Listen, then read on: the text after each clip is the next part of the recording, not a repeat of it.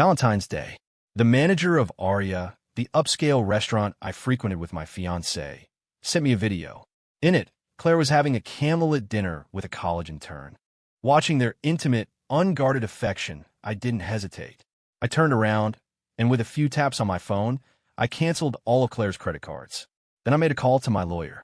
The Hamptons Beach house her parents were living in, my house, was being reclaimed.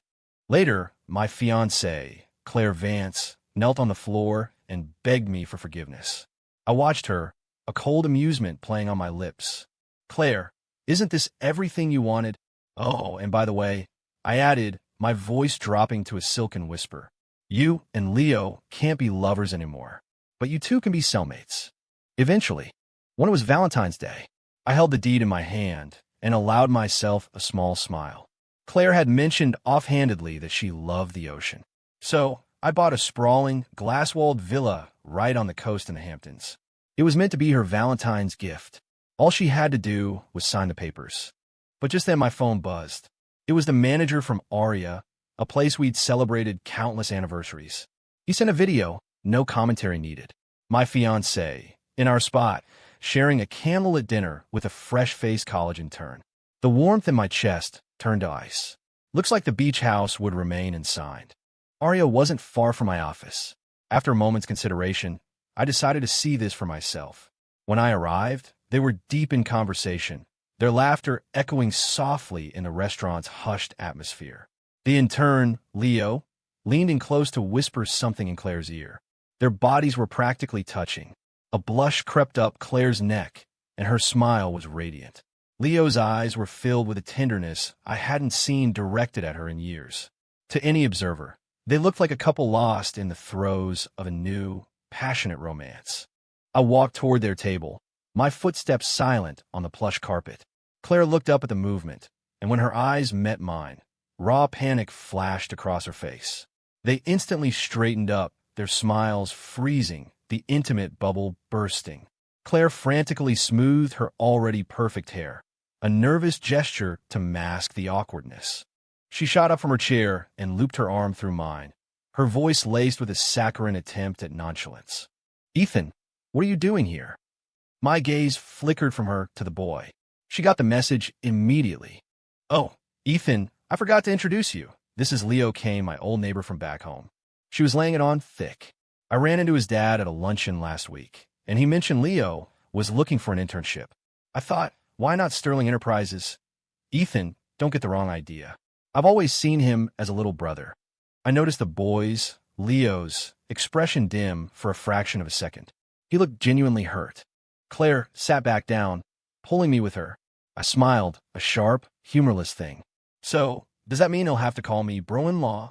I pulled out a chair and sat directly across from them. The air was thick with unspoken tension.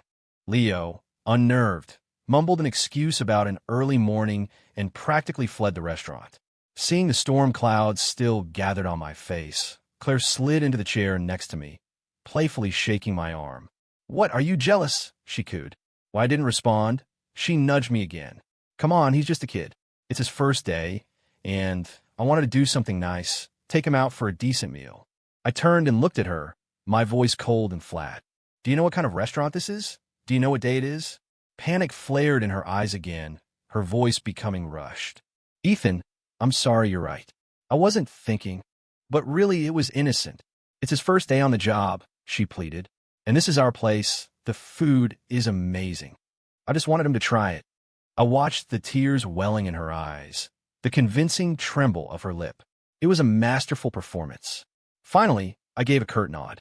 But in my heart, a shard of ice had lodged itself firmly in place. Seeing my nod, Claire let out a breath she hadn't realized she was holding.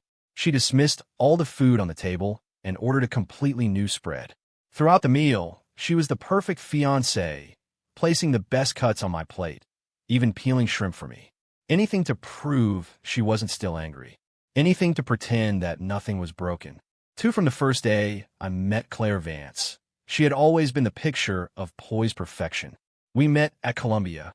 She was one of the undisputed queens of the campus, with a sweet, innocent beauty that seemed untouchable. The rumor was she came from an old money family with brutally strict parents who forbade her from dating in college.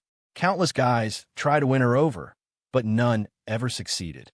So, when my grandfather told me she was my arranged fiancée, a pact made between our families decades ago, I wasn't opposed. Even after we were officially together, guys would still try to slip her their numbers. She would refuse them all with a polite, distant grace. For the 2 years of college and the 3 years since, I had been the only man in her orbit. I was satisfied with her sense of propriety. But today's events left a sour taste in my mouth, a scent of something fundamentally different. We were supposed to be married by the end of the year. Now, I had to reevaluate the entire arrangement. This was no longer a personal matter. It was a merger. Was it time to cut my losses, retract my initial investment, and pivot to a partner with a lower risk profile? Or should I double down, trust my initial assessment, and proceed with a deeper, more integrated partnership to secure our shared future? Her next moves would determine everything. Three days later, we were at a major venture capital pitch event at the Javits Center. Claire always accompanied me to these functions. She had a sharp mind, and her insights were often valuable. Over the years, her judgment had helped me identify several promising startups, including 2 unicorns that had yielded massive returns for Sterling Enterprises. She looked stunning tonight, dressed in a designer gown, the picture of elegance on my arm. Normally, at these events, her phone was an afterthought. But tonight I counted. In the first hour, she checked her phone 27 times. From the corner of my eye, I saw her typing furiously, a sweet, unconscious smile gracing her lips. The look in her eyes, that soft, unguarded affection. I hadn't seen it since we first started dating. "You're smiling," I said, my voice dangerously calm. "Good news." Claire flinched, her smile vanishing as if it had never been. She seemed to snap back to reality, suddenly remembering I was there. She quickly shut off her phone and tucked it away, her apology immediate. She squeezed my arm affectionately. "Oh, it's nothing. Just gossiping with my bestie," she said with a light laugh. "You know, girl talk." I doubt the CEO of Sterling Enterprises would find it very interesting. I narrowed my eyes, a playful smile on my face that didn't reach them. "Oh, really? Which friend?" Her eyes darted away for a split second, a flicker of panic, but she recovered quickly. "Someone I just met the other day." I nodded slowly, letting the silence hang for a beat before letting it go. She visibly relaxed, a sigh of relief escaping her. "All right, Ethan, don't overthink it," she chirped. "After this, let's go get dinner. There's a new place that just opened up. They have the most incredible Chilean sea bass." I was allergic to cod and sea bass, a fact Claire knew very well. In all our years together, she had never once ordered those dishes when we were out. And now, she had forgotten? I turned to her, the disappointment a cold, heavy weight in my chest. "Claire, do you remember what we said when we got engaged?" She blinked, then smiled brightly. "Of course I do, Ethan. I, Claire Vance, will love only you, Ethan Sterling, for the rest of my life. I will never lie to you, hide anything from you, or do anything to betray you." She snuggled closer, her smile brilliant. "Ethan, you know you're my everything. I will always love you, and only you." I stroked her hair, ignoring the onlookers. She nuzzled into my touch like a contented kitten. Just then, her phone buzzed incessantly, a series of rapid-fire notifications. She must not have responded to the last text. A moment later, it started ringing. Anxious, she kept glancing at her purse, her hand twitching, but she didn't dare take it out. "Go on, take it," I said, my voice smooth as glass. "It might be important." She hesitated, searching my face for any sign of anger. Seeing none, she relaxed. She pulled out her phone and walked to a quiet corner to answer it. When she returned, her expression was a mask of apology. "Ethan, I'm so sorry. There's an emergency at the office. I have to go back and handle it myself." I nodded, the perfect, understanding fiancé. "Of course. Go. Don't let work pile up." As if granted a pardon, she leaned in, gave me a quick, chaste kiss on the cheek, and hurried away. After she left, the remaining startup pitches were uninspired. I didn't stay much longer myself. The moment I got back to my office, the photos arrived. A secure message from my private investigator. Ever since that day at Aria, Claire had been under my constant, invisible surveillance. After leaving the event, she hadn't gone to the office. She had gone straight to Coney Island. Leo was already there waiting for her. They spent the rest of the day on the rides, a carefree couple.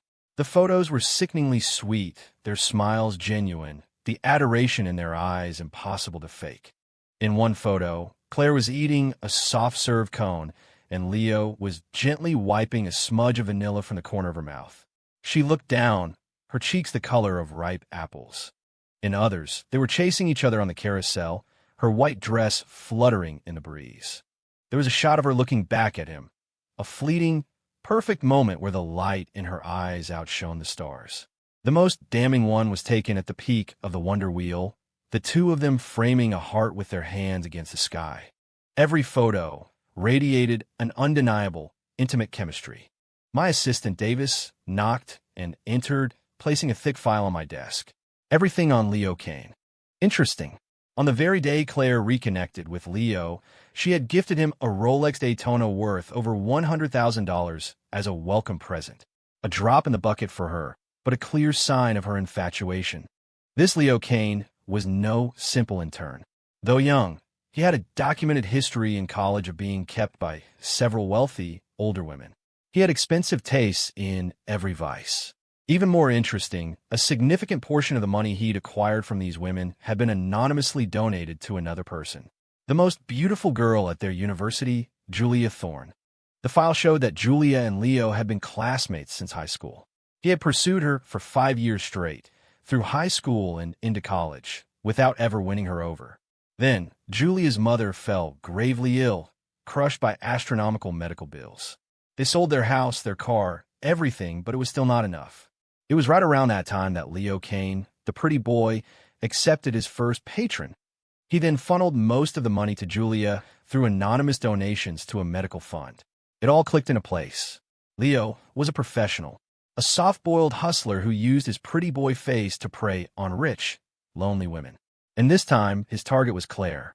Considering they hadn't crossed any physical lines yet, as far as I knew, and that our marriage was a legacy arrangement set in motion by my grandfather, I was willing to be methodical. My grandfather and hers had been like brothers. Her grandfather had saved mine during the war.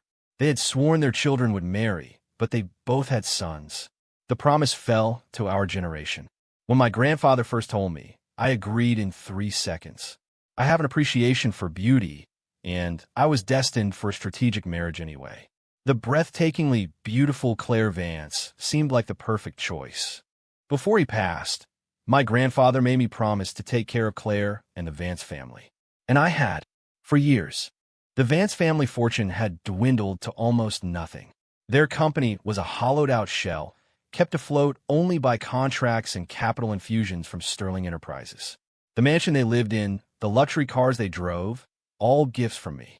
I thought about all of this. I decided to give her one last chance. When Claire came home that evening, she was in an unusually cheerful mood. She walked in humming, swinging a small, elegant box from a pastry shop. Seeing me on the sofa, she came over and curled up beside me, nestling into my side as she always did. "Ethan, I passed by La Doury and got you your favorite pistachio macarons." I took the box and sat on the coffee table, my voice devoid of emotion. That was thoughtful. "How are things at the office?" "Everything gets sorted out." Her body tensed for a fraction of a second. "Oh, yes. It was nothing major. All taken care of." I lifted my gaze to meet hers. "Is that so? You didn't happen to go to Coney Island today, did you? A friend of mine called, said he saw someone who looked just like you." The color drained from her face. She forced a laugh. "No, of course not.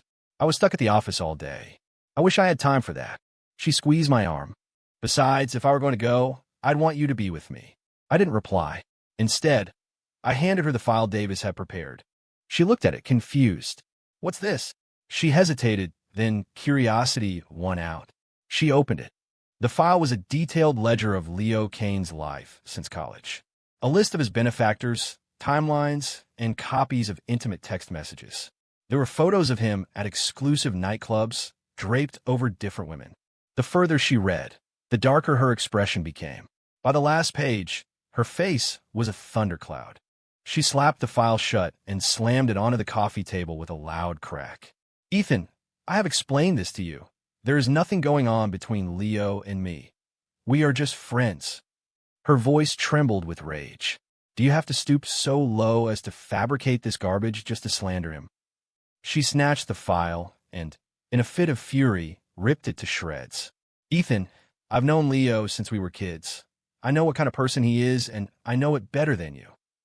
With that, she turned and stormed out of the house. I stared at her retreating back, a cold fire burning in my gut. This woman, who had always been the image of gentle compliance in my presence, was now baring her teeth at me. For kept boy. For a hustler. Fine. Everything the Vance family had was a gift from me. If she didn't appreciate it, I would simply take it all back. I pulled out my phone. A new video message from a P.I. had arrived an hour ago. In it, Claire was dropping Leo off at his apartment. As they were saying goodbye, Leo suddenly pulled her into an embrace and kissed her, full on the lips. Claire's expression was one of shock, but she didn't push him away. After Leo was gone, she sat in her car for a long time, just staring into space before finally touching up her lipstick and driving off. I called the P.I. and asked for Leo's current location. He gave me an address immediately. My next call was to my assistant, Davis. Leo Kane is at Oblivion in the meatpacking district. Arrange a welcome party for him. I want him to have an accident, one that makes it difficult for him to stand up for himself. A beat of silence, and get in touch with a woman named Julia Thorne. I want to see her in my office tomorrow. Yes, Mr. Sterling, Davis replied, his voice calm and efficient. At Oblivion, Leo was celebrating with a few sycophantic friends. He felt a persistent gaze on him from across the crowded room. When he looked, he saw a stunningly beautiful girl, dressed like a college student, drinking alone at a small table. Her large, clear eyes met his, and he felt a jolt. He'd been playing this game for years. He knew the type. Young, innocent, fresh to the city's nightlife, the easiest prey. Tonight was his lucky night. He grabbed a bottle of expensive champagne and sauntered over. Hey, he began smoothly. All alone. Leo was a master of this game. With a few well-chosen words, he tapped into her loneliness. They hit it off immediately, drinking and talking like old friends. The girl couldn't hold her liquor. Before long, she was passed out at the table. Heart pounding with excitement, Leo helped her out of the club and into a hotel room he'd already booked. But just as he had her undressed and was about to make his move, the girl's eyes snapped open. In a surge of adrenaline-fueled panic, she unleashed a furious series of kicks directly at his groin. He never saw it coming. The sheer force was shocking. He collapsed, a wave of blinding, sickening pain washing over him. The area was a ruin of blood and mangled flesh. He was finished, but wasn't over. The girl, now sobbing hysterically, threatened to call the police to accuse him of attempted rape. Leo, writhing on the floor in agony, was terrified. The thought of prison was worse than the pain. He begged her, pleaded with her through tears and screams not to call the cops. Seeing his pathetic, broken state, the girl seemed to take pity on him. She agreed not to press charges. She even kindly called 911 for him before she left. Leo, his mind a haze of pain and hatred, wanted to kill her, but all he could do was stammer his thanks as he bled onto the hotel carpet. The next day, I met with the other woman in my office, Leo's white whale, Julia Thorne. He had chased her for years, bankrolled her life through other women, and had never so much as held her hand. If you looked at it a certain way, Leo was a true devotee of love. The moment I saw Julia, I understood. She was more beautiful than Claire and younger. She had a breathtaking figure, a dancer's grace, and skin so flawless it looked like porcelain. She wore a simple linen dress that did little to hide the stunning curves beneath. Her long, perfectly shaped legs drew the eye and held it. It was no wonder Leo had chased her for so long, willing to sacrifice everything for her, acting as her self-appointed guardian, fending off any other men who got too close. I glanced through her file again, then looked at her. Ms. Thorne, given your credentials, top of your class, a campus beauty, you must have had countless admirers. I'm curious why you have no dating history to speak of. Julia paused for a moment, then began her story, her voice even and measured. Mr. Sterling, when my mother was young, she was the most beautiful woman in her town. She started dating when she was 16. From what I know, she had more boyfriends than she could count on both hands. But when it came time for marriage, her reputation preceded her. No respectable man would have her. She had to move away and start over. Unfortunately, the result was the same. Men only wanted her for her looks. Occasionally, a simple, honest man would propose, but by then my mother had seen the world and looked down on them. Later, she became pregnant with me. She wasn't even sure who my father was. Everywhere we went, people would point and whisper. I grew up with the weight of her shame on my shoulders, moving from town to town. We were poor. There were times I didn't have enough to eat. I thought that was my destiny, a life of poverty. But then, her luck changed. She found a rich man. Yes, she said, anticipating my thought. She became his mistress. Our lives improved dramatically. We lived in a mansion, drove luxury cars. But it didn't last. My mother, she cheated on him, too. She ended up being sold to a human trafficking ring in Southeast Asia. She was eventually rescued, but by then, her body and spirit were broken. She came back with a host of diseases and was later diagnosed with kidney failure. She told the story without a trace of emotion, as if she were recounting the plot of a movie she'd once seen. So, I asked, intrigued, are you disillusioned with love, or have you just lost all faith in men?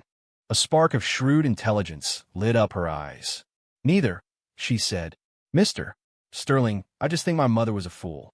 Beauty is a form of capital. She just never learned how to invest it. So, she views herself as a rare commodity, I thought. I was beginning to understand. This woman wasn't just beautiful. She was brilliant. Julia continued. I simply believe that if my mother had not given herself away so freely, perhaps a man might have actually cherished her. My admiration for her grew. I decided to get straight to the point. Ms. Thorne, I will cover all of your mother's medical expenses. In addition, I will provide you with a monthly stipend of $50,000. I will arrange for a penthouse for you at the Mandarin Oriental, complete with a staff of 3, and 2 full-time female bodyguard for your personal security. And of course, should you bear a child, there will be a significant bonus. Julia stood up smoothly and extended a delicate hand. Deal. I looked her directly in the eye, my voice firm. One condition. There can be no indiscretions on your part. She smiled, a dazzling, confident expression. You have nothing to worry about, Mr. Sterling. My mother's life was a very powerful, very painful lesson. Then she added, her voice dropping slightly, now, I'd like to inspect the assets. Of course, dealing with intelligent people was so efficient. My office has a private lounge attached to it. Though Julia had been the picture of calm confidence during our negotiation, when a moment came, her composure faltered. She held on to me tightly, her nails digging into the flesh of my back. A flicker of something protective, something I hadn't felt in years, stirred within me. I could feel her entire body trembling. 2 hours later, she was sleeping soundly in my arms, a picture of contented exhaustion. I had an important board meeting that afternoon. I slipped out of the lounge without waking her, careful not to disturb her rest. After the meeting, I made the calls. Claire's Amex Black Card was declined, and a team of movers, accompanied by my lawyers, was dispatched to the Hamptons to reclaim the house and the cars. That evening, Claire was dragged to my doorstep by her mother. Mrs. Vance, usually dripping with jewels and condescension, was hunched over, her face a mask of pleading smiles. Ethan, darling, if Claire did something to upset you, I'll make her get on her knees and apologize. Please. You two have been engaged for so long. Don't let a silly little spat ruin the bond between our families. I laughed, a cold, empty sound. Mrs. Vance, it's not a matter of me being unreasonable. I have given your daughter multiple chances. She's the one who chose not to take them. Mrs. Vance shot a furious glare at Claire. You stupid girl, what did you do? Apologize to Ethan this instant. Claire just stared at me, her voice defiant. Ethan, so, I got a little close to Leo. So what? First you slander him with a fake dossier, and now you're punishing my entire family over something so trivial. Are you serious? Her mother looked like she was about to have an aneurysm. What had happened to her gentle, obedient daughter? She slapped Claire hard across the face, the sound echoing in the marble foyer. You wretched child. I told you to apologize. Claire clutched her reddening cheek, her eyes welling with tears, but her defiant stance didn't waver. Mrs. Vance, shaking with rage, was forced to turn back to me, humbling herself before a man half her age. I let out a soft chuckle. Ma'am, I think you should ask your daughter what she's really been up to. This isn't something a simple apology can fix. It was then that Mrs. Vance seemed to realize the transgression was far more serious than she'd imagined. She grabbed Claire's arm, her knuckles white. What did you do with that Leo boy? Claire winced in pain, her expression stubborn. Mother, I told you we just spent some time together. We're friends. Nothing more. What's wrong with that? She turned her fury back to me. For years, I've done everything Ethan wanted. Am I not allowed to have any freedom? I can't even be friends with another man. We're not even married yet, and he's already trying to control every aspect of my life. What kind of life would I have with him? My gaze was pure ice. Claire, everything your family has, you have because of me. If you wanted to have a few male friends, I wouldn't have cared. But there are boundaries. There are lines of respect that you do not cross. And you, what did you do? On Valentine's Day, you took him for a candlelit dinner at our restaurant. You accompanied me to a vital investor conference and spent the entire time texting him, smiling like a fool, and lying to my face that you were talking to your bestie. You claimed you had a work emergency, but you were really spending the entire day with him at an amusement park. You say you're just friends and that nothing happened. Then how do you explain this? I threw a stack of glossy 8x10s at her face. They scattered across the floor. You say nothing happened between you. What about your decency, Claire?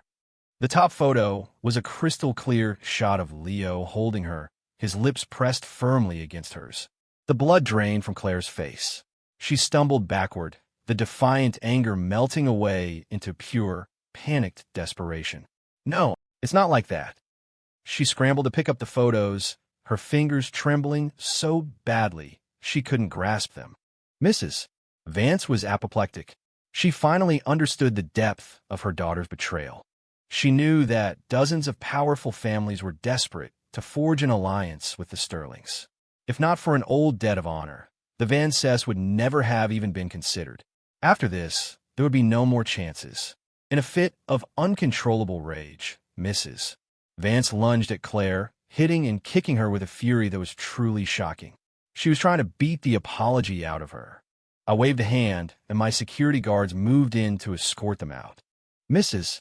Vance, if you wish to discipline your daughter, please do it in your own home. Don't dirty my floors. As she was dragged away, Claire's composure finally shattered. Her cries echoed down the hall. Ethan, I'm sorry. I was wrong. Please, give me one more chance. I'll never do it again. The next day, Sterling Enterprises released an official statement. All contracts and partnerships with Vance Industries were terminated, effective immediately. The Vance Company was already a zombie corporation, animated only by the lifeblood of my company's business. 90% of their revenue came from us. The announcement was a death sentence. Claire finally understood. The panic set in. She called me 99 times that morning. I didn't answer once. By the afternoon, she was kneeling on the sidewalk in front of the Sterling Tower, holding a massive bouquet of roses. I had security remove her. When I went to the parking garage after work, she jumped out from behind a pillar, only to be immediately intercepted by my bodyguards. Her face was a mess of tears and desperation. Ethan, I know I was wrong. I shouldn't have lied to you. I regret it so much. Please, just give me a chance to make it right. I swear I'll never do it again. We were supposed to get married at the end of the year. You can't do this to me. My voice was laced with derision. And why can't I? Did you really think I would still want you after this? Claire, I gave you a chance. I even showed you proof of what a degenerate Leo really is, hoping you would see the truth. And how did you repay me? There's a line of women who would do anything to marry me, Claire. Candidates for a strategic alliance who are far more valuable than you. Why would I ever give another chance to a partner who enjoys all the benefits of our arrangement while lying to my face, who has no concept of loyalty or honor? She shook her head violently, fat tears rolling down her cheeks. No, that's not it. Ethan, I was wrong, but you're wrong about Leo. He's not that kind of person. At that, the last flicker of interest I had in the conversation died. I got in my car and sped away, leaving her there. Her heartbroken scream chased me out of the garage. Ethan, over the next few weeks, Claire continued to try and ambush me, but my security team was always there to block her. Vance Industries didn't last 3 months before declaring bankruptcy.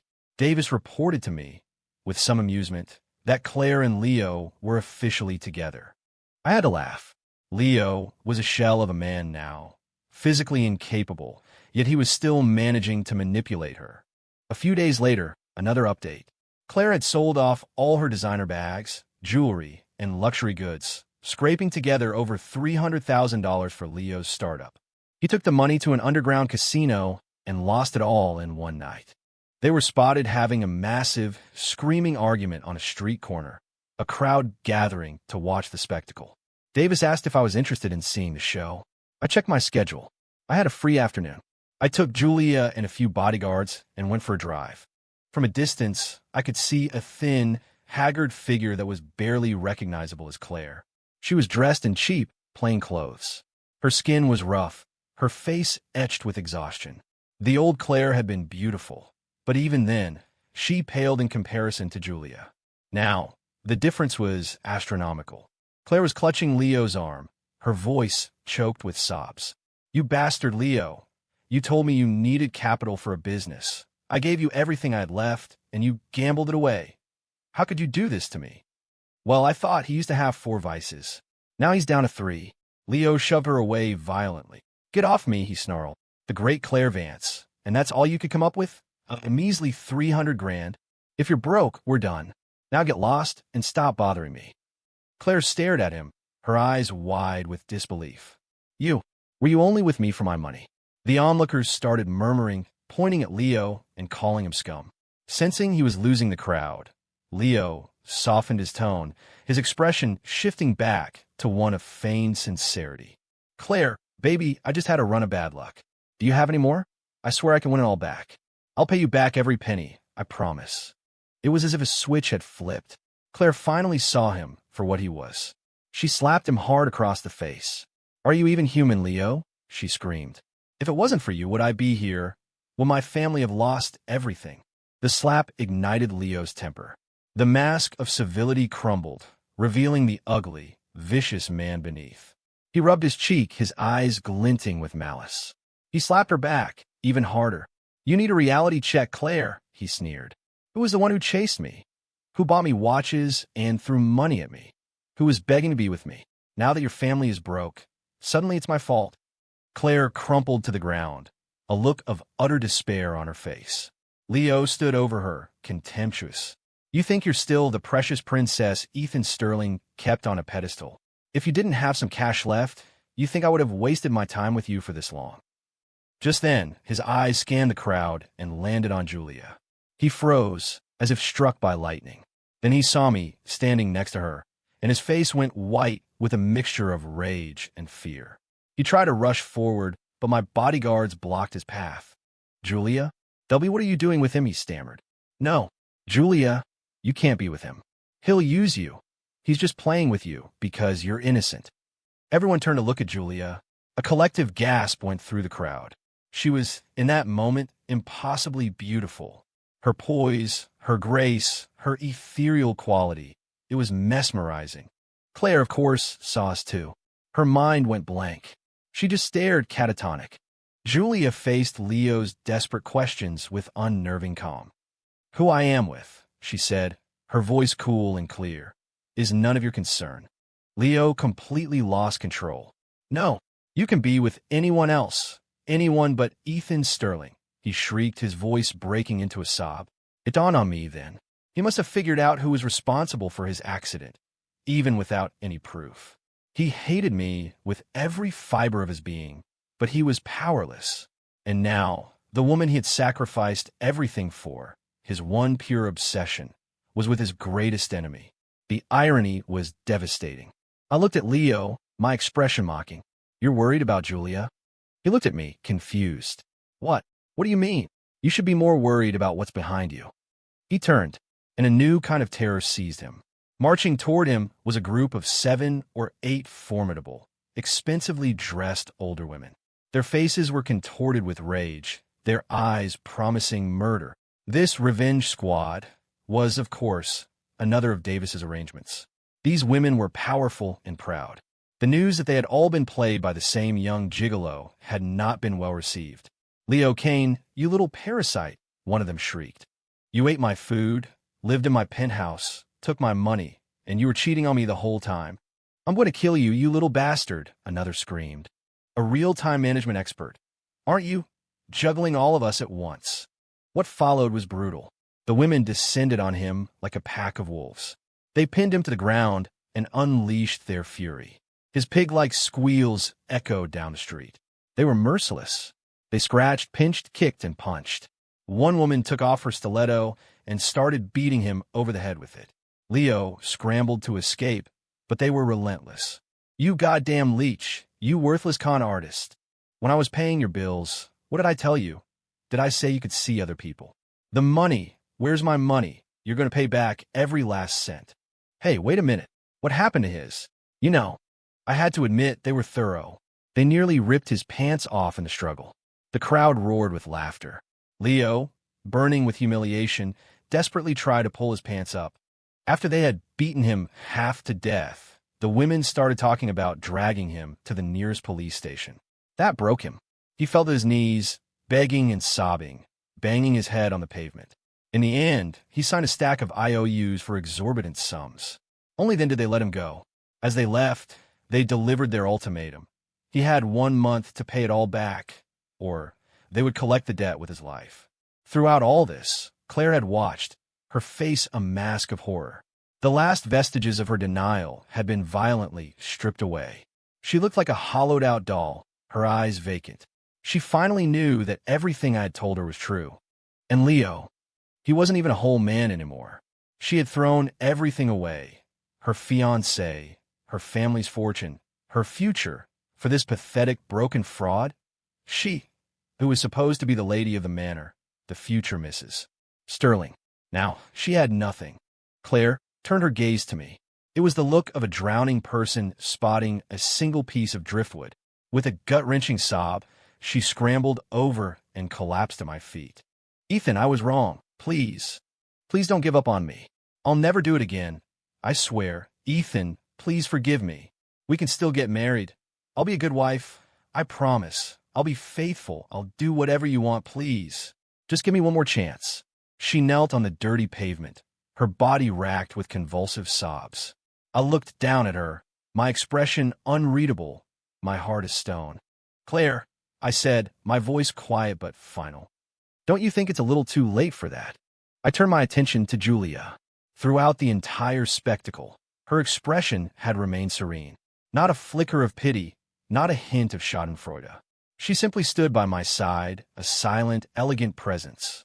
The contrast between the two women in that moment was stark. One, a broken, pathetic creature, kneeling and begging for scraps. The other, a poised and beautiful woman, standing confidently by my side. Claire seemed to realize it, too. She knew it was truly over. The desperate hope in her eyes died, replaced by a dull, empty despair. She didn't say another word. She slowly, painfully, picked herself up and walked away, a lost soul disappearing into the city crowd. I watched her go, a fleeting image of our first meeting flashing through my mind. She was wearing a pink floral dress, her hair in a ponytail, her skin flawless. She was impossibly beautiful, like something from a dream. She had loved to curl up in my arms, a perfect mix of playful and demure. Back then, Claire had been so bright, so dazzling. But she made her choice, and now she had to pay the price. Leo's deadline was 1 month. Desperate, he began to relentlessly harass Claire, convinced she was hiding money from him. Having been bled dry and utterly betrayed, her love had curdled into a deep, abiding hatred. She couldn't stand the sight of him. One day, when he showed up at her dingy apartment, screaming and threatening her, she finally snapped. She grabbed a kitchen knife and plunged it into his heart. Davis gave me the news while I was at an appointment with Julia. We were at her OB/GYN looking at the ultrasound screen. The doctor announced we were having twins. I was ecstatic. That night, I had a fireworks display launched over the Hudson River, a celebration for a new beginning.